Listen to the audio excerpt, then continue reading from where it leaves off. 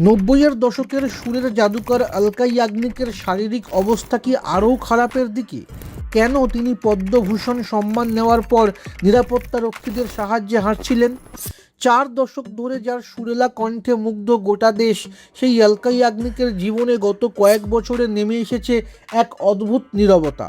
2024 সালে এক বিরল ভাইরাসের সংক্রমণে স্নায়ুর সমস্যার কারণে তিনি তার শ্রবণ শক্তি হারিয়েছেন। সম্প্রতি রাষ্ট্রপতি ভবনে তাকে পদ্মভূষণ সম্মানে ভূষিত করা হয়।